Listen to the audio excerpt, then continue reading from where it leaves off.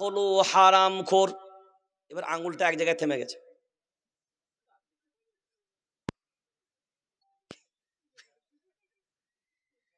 আঙ্গুলটা যেদিকেই থেমেছে, মসজিদের প্রেসিডেন্ট বসেছিল সেই দিকেই।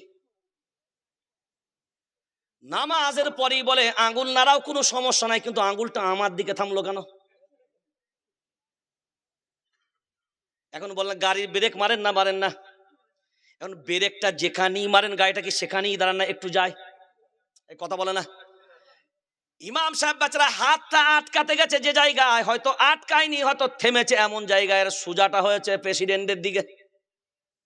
এখন বিবেক দিয়ে বলেন, ওই হাদিসটা এতদিন ধরে আমরা মাদ্রাসার তালবে ইলম যারা, তারা পড়ে আসলো, কোনো বিবাদ নাই, কোনো বিরোধ নাই, কোনো ঝগড়া নাই, কোনো কটুবাক্য নাই।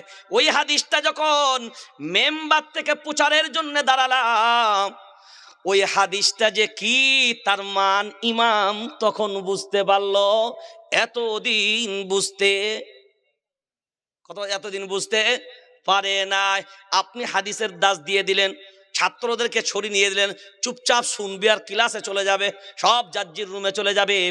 কিন্তু যদি ইমাম মনে করে হ্যাঁ জুম্মার দিনে যা বলবো মুসল্লি শুনে নেবে, চুপচাপ ঘরে চলে যাবে।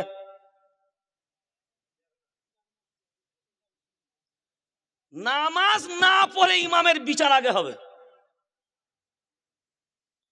তাহলে মাদ্রাসায় এখন তালিম দেওয়া, এটা বর্তমান সময়ে কঠিন না, বরঞ্চ মসজিদের ইমামরা তাদের মসজিদের মেম্বার থেকে এই দ্বীনের দায়িত্বের কাজ করাটা চরম কঠিন পরীক্ষার সম্মুখীন।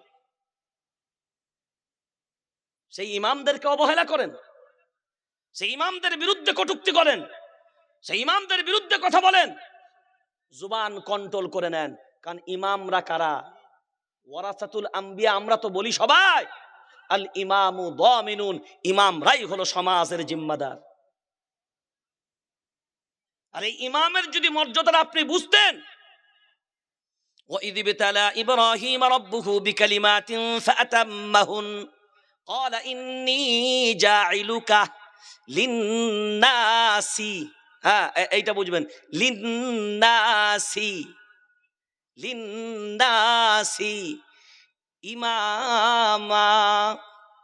আল্লাহু আকবার বলেন। আগে আপনারা জানেন যত